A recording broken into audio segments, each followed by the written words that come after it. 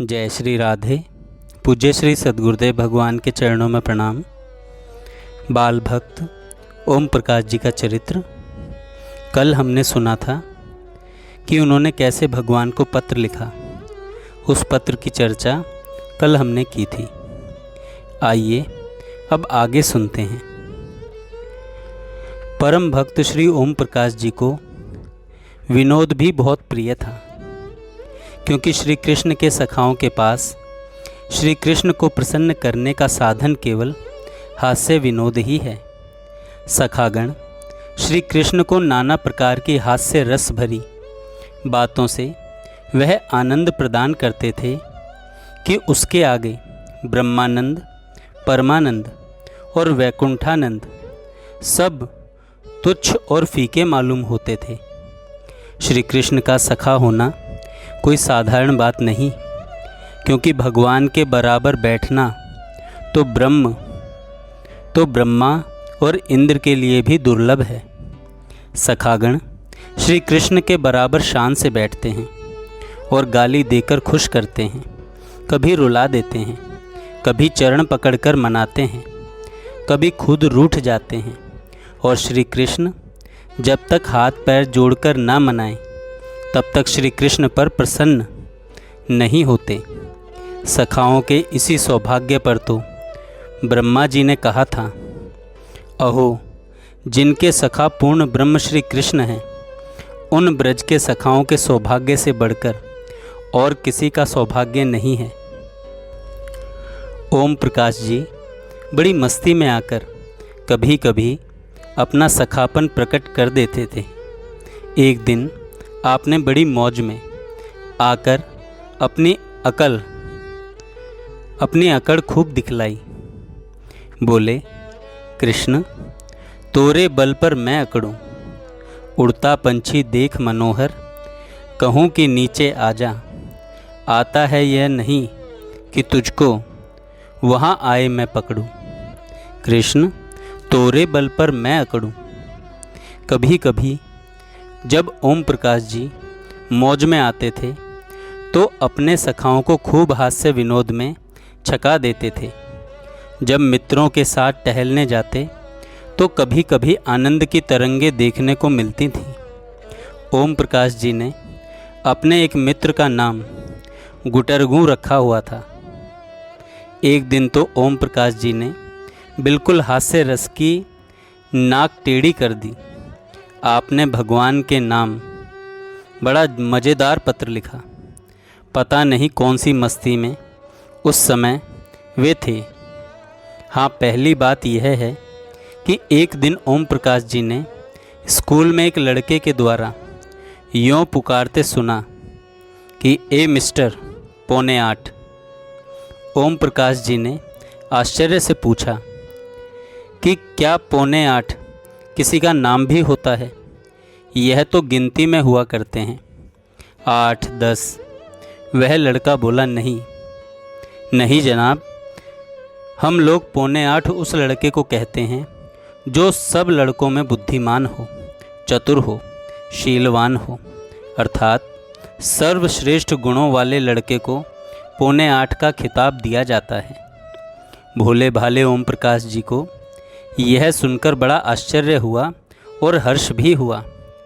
उन्होंने सोचा कि हम भी अपने भगवान का नाम 7:45 कहा करेंगे, क्योंकि उनसे अधिक कौन बुद्धिमान हो सकता है। सर्वश्रेष्ठ गुणों वाले तो हमारे सखा ही हैं। बस उसी दिन से आप कभी कभी अपने सखा श्री कृष्ण को इसी नाम से भी संबोधन करने लगे। हास्य विनोद में यह गिनती वाला नाम रुचता भी खूब है। एक दिन आपने मौज में आकर अपने सखा को बड़ा मज़ेदार पत्र लिखा। पत्र की नकल इस प्रकार है।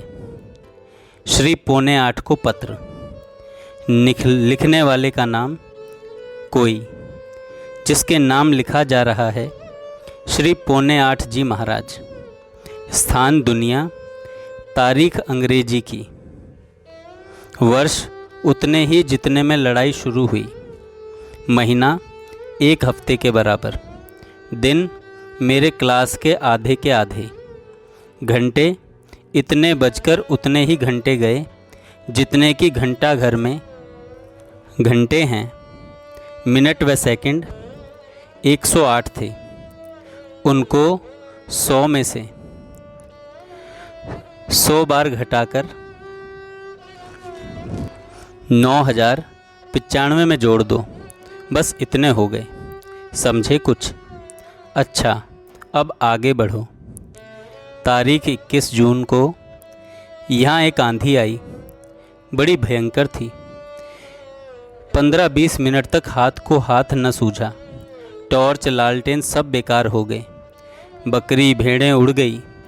यहाँ बड़े ज़ोर शोर से खबर उड़ी कि गैस छोड़ी गई है।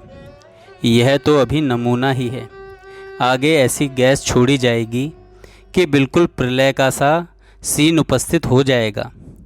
10-15 दिन तक बराबर ऐसी ही आंधी रहेगी। तब दुनिया खतरे में पड़ जाएगी। तब बाबू चांदमल जुम्मा मस्जिद पर चढ़कर अल्लाहू अकबर की आवाज़ बुलंद करेंगे। खड़ खड़ खड़ खड़ खड़ खड़ खड़ खड़ ची ची ची। आज मौका मिला है, आओ हम तुम कुछ कह लें और सुन लें, क्योंकि फिर पता नहीं क्या हो। जीवन सरिता की लहर लहर मिटने को बनती यहाँ सखे, क्या जाने कब बह जाए किधर, फिर हम कहाँ और तुम कहाँ सखे। लेकिन तुम्हारी सुने कैसे, अपनी तो कह रहा हूँ। आप मिलते भी तो नहीं, कहाँ हो इस समय। अवधपुरी में राम न मिलते, इंद्र कुंज में लता नहीं। ढूंढ चुका गोकुल सारा, गोपाल का कोई पता नहीं। मैं अंगला बंगला झांकत हूँ, लेकिन भागो कहाँ तक भागोगे। छिपो, खूब अच्छी तरह छिपो, मगर आपको यह भी पता है कि नहीं, भला छिपेगा चंद्र छिपाए। यह कब संभव तुम्हें तुम्हारा, अपना जन पहचान न पाए। तुमने कितना जाल बिछाया, अंधकार का पट फैलाया, निज को तुमने खूब छिपाया। इस तम में भी चमक पड़ी जब, एक किरण हम दौड़े आए। भला छिपोगे कृष्णा छिपाए। शायद आप अपने को बड़ा होशियार समझने लगे हैं, लेकिन याद रखिए, हो यदि छली लुकाने वाले, तो हम भी हैं पाने वाले। पाकर तुम्हें बनाने वाले, यत्न करो हारोगे। अब मैं छोड़ न सकता तुम्हें छुड़ाए। अगर आप माया के फंदे फेंक कर मुझे भुलाना चाहें, तो यह आपकी कोशिश बेकार होगी। चाहे जितने जालों में मुझे फंसा दो, पर मैं आपको कभी भूल नहीं सकता श्याम सुंदर। भूल सकूँगा कैसे तुमको, भूल सकूँगा कैसे। कब चकोर शशि भूल सका, कब चातक स्वाति भूला, कब मयंक चंद्रिका भूला, कब तुम बिन हिये फूला। कब ऋतुपति को भूल सका, पिक अनिल पुष्प पाटल को भूल सका, कब दीप शिखा को, शलभ अली शतदल को। दूरी कैसी, हम तुम जब हैं काया छाया जैसे। भूल सकूँगा कैसे तुमको, भूल सकूँगा कैसे। दूर रहोगे छाह तुम्हारी, यह पथ में डोलेगी। निद्रा की रसाल डाली पिक सपनों में बोलेगी। जबकि तुम्हारे स्मृति आंगन में श्वास तार यह झूले। स्वप्न स्पर्श पा प्राणों के, छाले फूलों से फूले। प्राण मुकुर प्रतिबिंब बिना कब शून्य रहेगा कैसे। मैं तुम्हें कभी नहीं भूल सकता, क्योंकि मुझे भली भांति मालूम हो चुका है, रोज़ अनुभव कर रहा हूँ। इस संसार में बड़ी भयंकरता है। यहाँ के हंसी खेलों में मैं भूलने वाला नहीं। यहाँ एक क्षण हंसना ही है, जीवन भर का रोना। एक एक पल के अमृत का विस्मय कोना कोना। यहाँ पर जो फूल हैं, आगे बढ़ी वही शूल बन जाते हैं। इसलिए मुझे दुनिया की ओर दृष्टि भी उठाना अच्छा नहीं लगता श्याम सुंदर। बस हम और तुम आनंद से वहाँ खेलेंगे जहाँ शंकर जी, नारद जी और सनकादिक ऋषि आपकी चरण सेवा करते हैं। यदि इस पर भी लोग मेरी और आपकी प्रीति की हंसी उड़ाते हैं तो उड़ाने दो, मैं परवाह नहीं करता। कहने दो जो कुछ कहते हैं। तुम अपने हो, मन अपना है, हम हैं, तुम हो, बस सब कुछ है, बाकी तो सब जग सपना है। मगर मैं खूब समझता हूँ यह सब लोग गलती पर हैं। माया से अंधे जीव तुमको और मुझको क्या पहचान सकते हैं। हम अपनेपन को भूल चुके, सब अपनेपन में पागल हैं। हम तुम में साहस है, बल है, यह हंसने वाले दुर्बल हैं।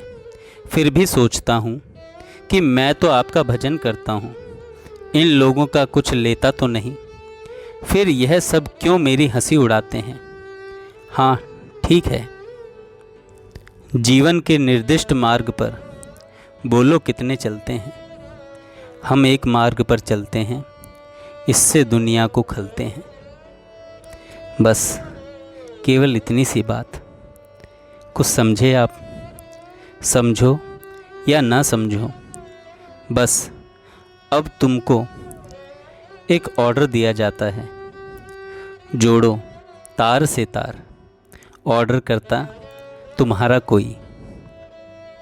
एक दिन ओम प्रकाश जी अपने एक मित्र के साथ जयपुर में गलता तीर्थ देखने गए हुए थे।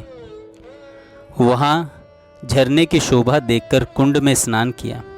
तदनंतर ऊपर एक पहाड़ पर आकर बैठ गए। सहसा उन्होंने बड़े मधुर स्वर से एक पद गाना शुरू कर दिया, जिस पद को सुनकर उनके मित्र का हृदय भी हिल उठा। वह पद सुनिए। हाय हाय दिन बीत चले, अब ब्रजनाथ साथ बिन सजनी, मोही हराए यह जीत चले, उनको कोई समझाए सुनावे, छाड़ी प्रीत की रीत चले। उघरी विसास क्यों आनंद घन, तब क्यों दे प्रतीत चले। पद गाते गाते उनकी विचित्र दशा हो गई। गदगद कंठ हो गया, हृदय भर आया। उनके मित्र ने पूछा, आपको आज क्या हो गया है? इस प्रकार फिजूल की बातों में क्यों अपना मन भटका रहे हो? अभी तो तुम्हारी बहुत थोड़ी उम्र है, अभी से पड़ गए भजन भाव में।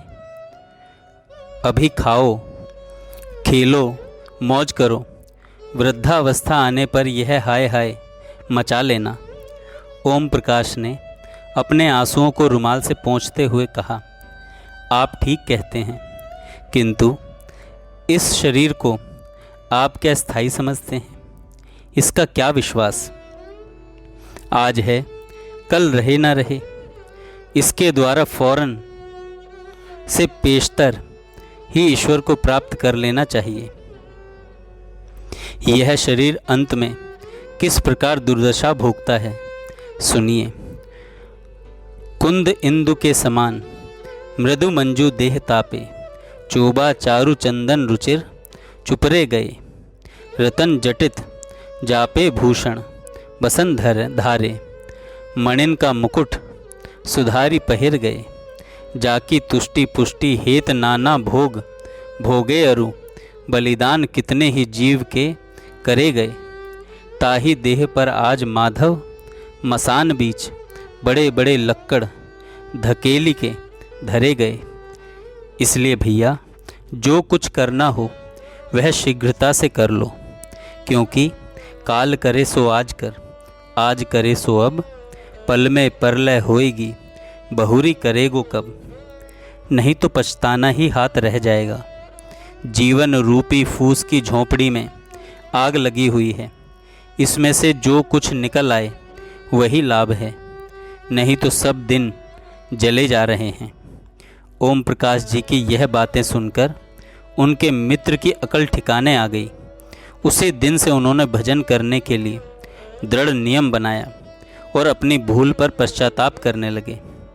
एक बार ओम जी के बड़े भ्राता श्री हर नारायण जी कि लड़की की मृत्यु हो जाने से सारा परिवार शोकमग्न था, तब ओम प्रकाश जी ने यह पत्र अपने भाई के नाम लिखा था।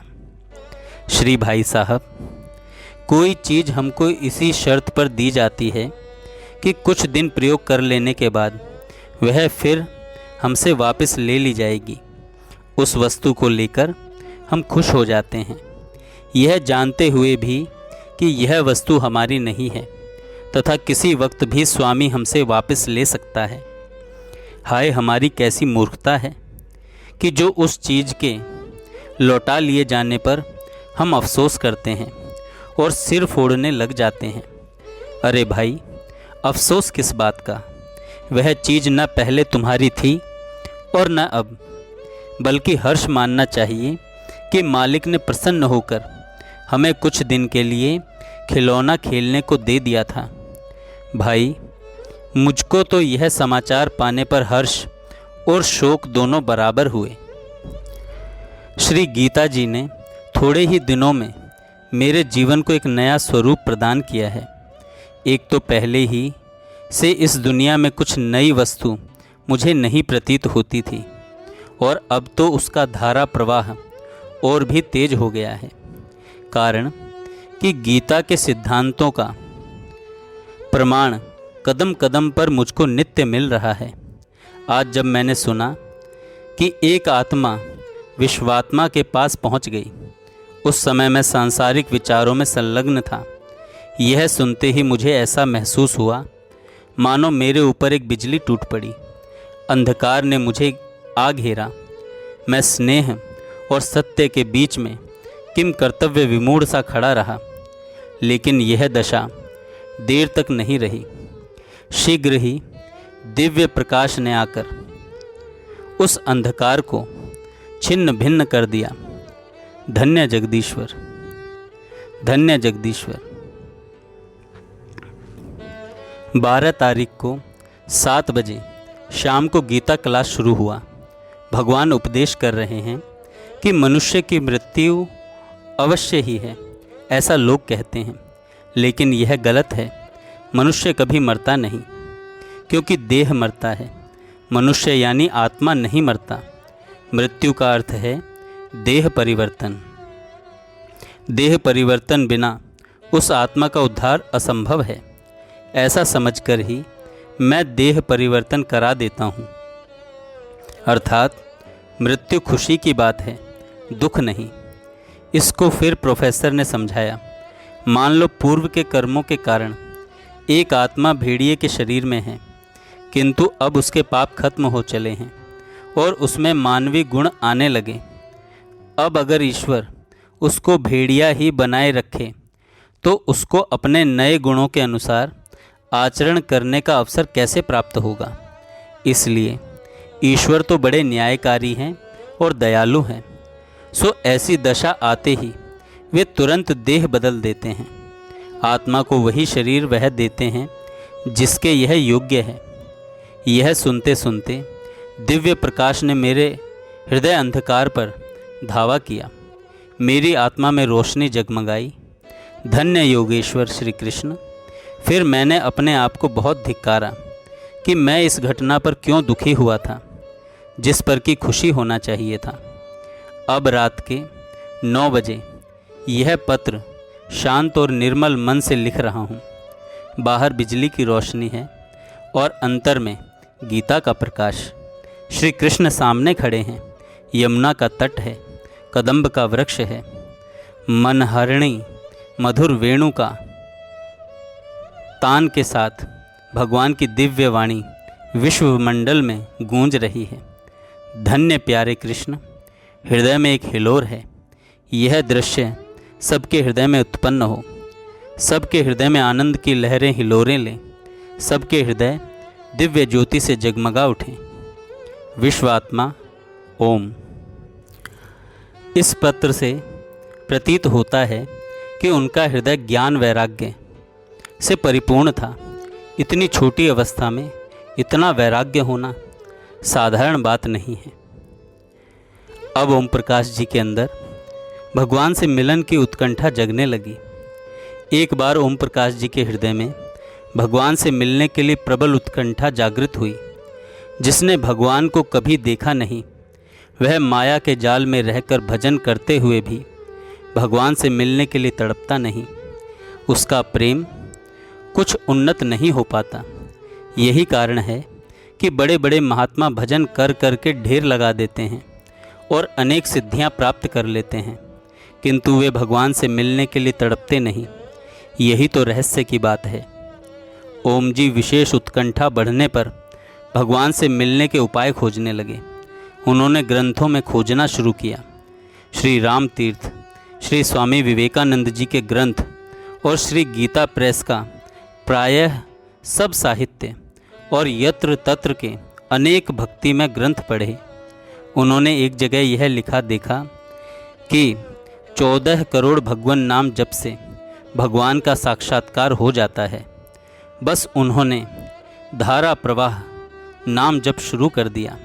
वे महामंत्र हरे राम राम राम हरे हरे, हरे कृष्ण कृष्ण कृष्ण हरे हरे का जप करने लगे। थोड़े ही दिनों में जप करने से इनको बहुत लाभ हुआ। हृदय में प्रकाश झलकने लगा। भगवान से मिलने के लिए विरह प्रबल हो उठा।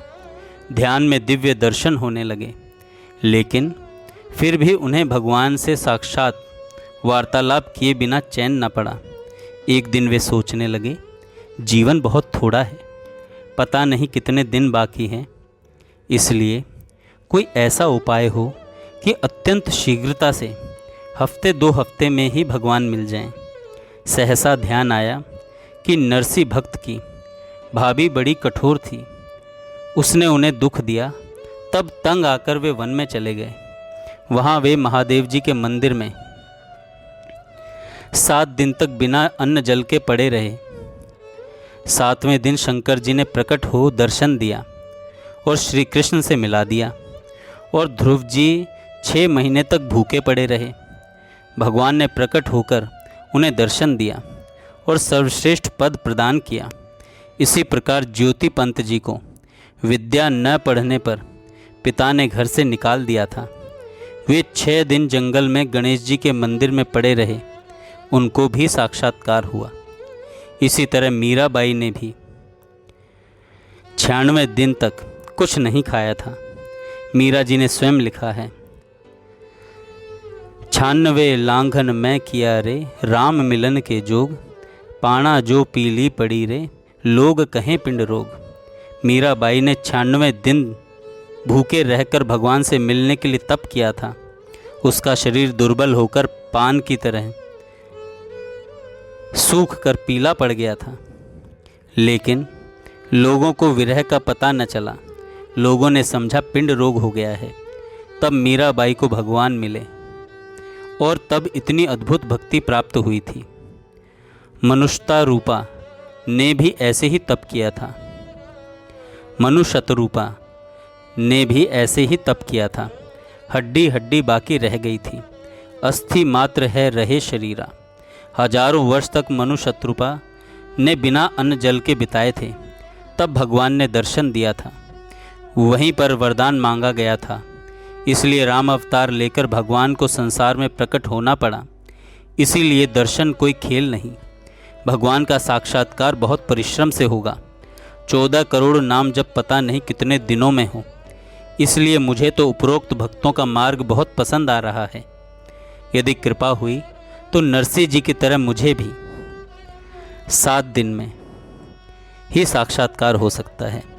इस प्रकार निर्णय करके उन्होंने अन्न जल त्यागने का दृढ़ निश्चय कर लिया और व्याकुल होकर पुकार उठे कि तुम बिन नीरस जीवन मेरा, होने को तो हो ही जाता निष्दिन आकर सांझ सवेरा।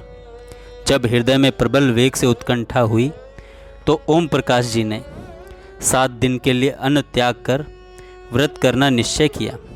जयपुर में रहते हुए उन्होंने अपने इस विचार को गुप्त रखा, अर्थात किसी पर प्रकट होने नहीं दिया। व्रत प्रारंभ हुआ, लेकिन दैव योग से बहुत से विघ्न आने लगे। उन विघ्नों से ऊबकर ओम प्रकाश जी 4 ही दिनों में अपना व्रत तोड़ना पड़ा। ओम प्रकाश जी को 4 ही दिनों में अपना व्रत तोड़ना पड़ा व्रत तोड़ने से उनको बड़ा दुख हुआ, क्योंकि भगवान का दर्शन न हुआ और व्रत भी न पूर्ण हो सका। उनके चित्त में अपनी कमजोरी पर बहुत ग्लानि भी हुई। भगवान से मिलने चले तो विघ्नों को सहन करना ही पड़ेगा। विघ्नों से डरकर भागना कायरों का काम है। विघ्नों की छाती पर पैर रखकर भगवत साक्षात्कार कर लेना ही बहुत बहादुरी है, बहुत बड़ी बहादुरी है। किंतु उन्होंने बारंबार विचार किया और विघ्नों का कारण यह समझा कि माता पिता आदि सब से छिपाने के कारण ही विघ्न पड़े हैं। अब के उनको बताकर उन सब की आज्ञा लेकर व्रत करूँगा। यदि उन लोगों को मेरे व्रत का पता होता तो वे लोग इस प्रकार मुझे तंग न करते। जयपुर से फिर ओम प्रकाश जी टोंक गए तो जुलाई का महीना था। 15 दिन थे कॉलेज खुलने में। ओम जी ने सोचा कि अब अच्छा मौका है, 1 हफ्ते का व्रत यहाँ भली भांति पूरा कर लिया जाएगा। यह सोचकर उन्होंने अपनी माता से पूछा कि आप किस देवता में विश्वास रखती हैं।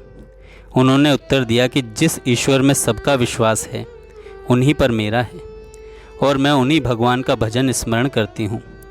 ओम जी ने कहा, मैं भी भगवान का भजन स्मरण करना चाहता हूँ, आप आज्ञा दे दें। माँ ने कहा, इसमें आज्ञा की क्या ज़रूरत है, सभी लोग भगवान की पूजा किया करते हैं। आपने कहा, मैं कुछ विशेष पूजा करना चाहता हूँ क्योंकि मेरी परीक्षा होगी। माँ ने उत्तर दिया कि तुम जो चाहो यही कर सकते हो।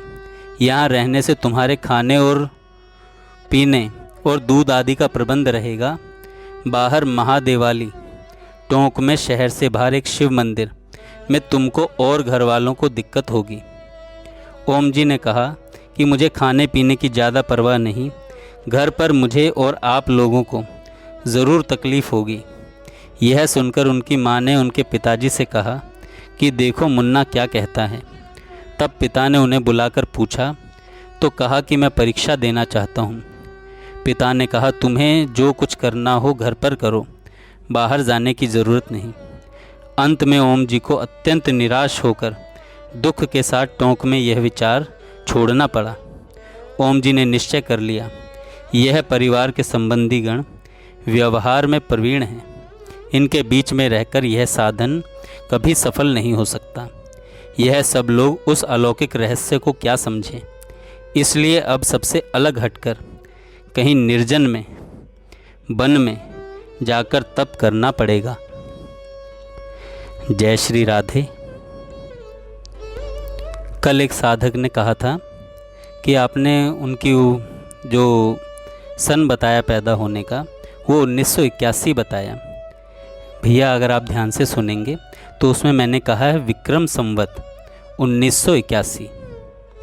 इसका अर्थ है जो हमारा अभी का जो हम इंग्लिश कैलेंडर फॉलो करते हैं उसके हिसाब से 1924 में उनका जन्म हुआ था। जय श्री राधे। आगे की चर्चा कल हम बाल भक्त ओम प्रकाश जी के उपदेशों को सुनेंगे। आप सबको प्रणाम करता हूँ। जय श्री राधे। पूज्य श्री सद्गुरुदेव भगवान के चरणों में प्रणाम। बाल भक्त